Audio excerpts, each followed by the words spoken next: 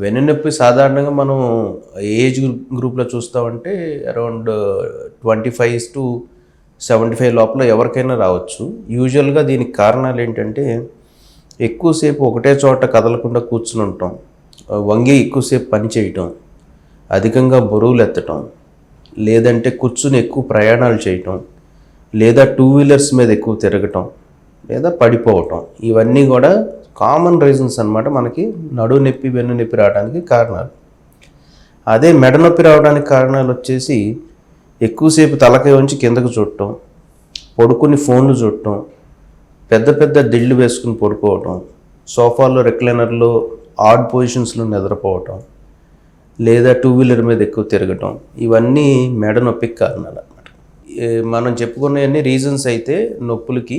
ఈ క్రమంలో అసలు ఏం జరుగుతుంది అంటే, ఇలా ఎక్కువసేపు కూర్చుని ఉండే వాళ్ళల్లో, లేకపోతే ఎక్కువ వంగి పనిచేసే వాళ్ళల్లో నడుములో ఉండే డిస్కులు అనేటివి వాటి యొక్క ఫ్లెక్సిబిలిటీ, అంటే దానిలో ఉండే మెత్తదనం, క్వశ్చనింగ్ ఎఫెక్ట్ కోల్పోతాయి అన్నమాట.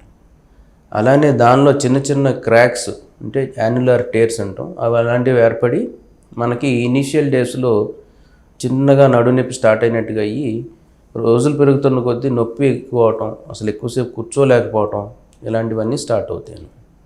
అది ఇంకా ఎక్కువైన తర్వాత కాళ్ళు లాగటం, కాళ్ళల్లో తిమ్మిర్లు వచ్చినట్టుగా ఉండటం, కాళ్ళల్లో బలం లేనట్టుగా అనిపించటం, ఇవన్నీ లేటర్ స్టేజెస్లో వస్తాయి అన్నమాట.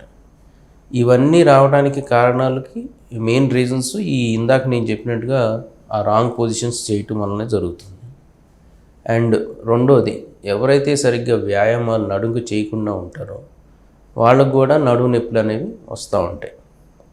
ఇవి కాకుండా నడుములో ఉన్న బోన్స్, అంటే వాటి యొక్క స్ట్రెంగ్త్ కోల్పోయి ఆస్టియోపోరోసిస్ వల్ల, అంటే ఎముక మెత్తబడిపోయి ఆ వాటి వల్ల కూడా బ్యాక్ పెయిన్ అనేది రావచ్చు. గ్రాడ్యువల్గా వాళ్ళ యొక్క స్పైన్ హైట్ కూడా కోల్పోతారు అన్నమాట. తర్వాత కొన్ని కీళ్లవాతం సంబంధించిన డిసీజెస్ ఉంటాయి, like bamboo spine disease and ankylosing spondylitis, లేదా నడుములో ఏదైనా ఇన్ఫెక్షన్స్ రావటం, టీబీ లాంటివి. ఇవన్నీ కూడా ఆ నడుములో ఉన్న స్ట్రెంగ్త్ తీసేస్తాయి కాబట్టి పేషెంట్స్కి నడుము నొప్పి అనేది రావడం జరుగుతుందన్నమాట. ఇవి కామన్ రీజన్స్ మనకి నడుములో నొప్పికి. అండ్ మెడలో వచ్చేసరికి, మెడలో స్పాండిలైటిస్ అని మనం కామన్గా అందరి దగ్గర వింటూ ఉంటాం కదా, అది స్పాండిలైటిస్ అంటే మెడలో అరుగుదల స్టార్ట్ అయినట్టు అనమాట. దానికి కారణాలు ఇందాక నేను చెప్పినట్టుగా ఎక్కువసేపు కిందకు చూడటం, పడుకుని ఫోన్లు చూడటం, పెద్ద పెద్ద దిళ్ళు వేసుకుని పడుకోవటం, టూ వీలర్స్ మీద ఎక్కువ తిరగటం, ఇలాంటివన్నీ స్పాండిలైటిస్ని ట్రిగ్గర్ చేస్తాయి అన్నమాట. ఈ స్పాండిలైటిస్ ట్రిగ్గర్ అయినప్పుడు ఇనీషియల్ డేస్లో మనందరం కూడా మెడలు పట్టేసినాయి అనుకుని, నిద్రపోయి లేవంగానే మెడ స్టిఫ్గా ఉందనుకుని అట్లా ఫీల్ అవుతాం అన్నమాట. తర్వాత రోజుల్లో అది భుజాలకు పాకినట్టుగా, చెస్ట్లోకి వెళ్ళినట్టుగా ఫీల్ అవుతూ ఉంటాం.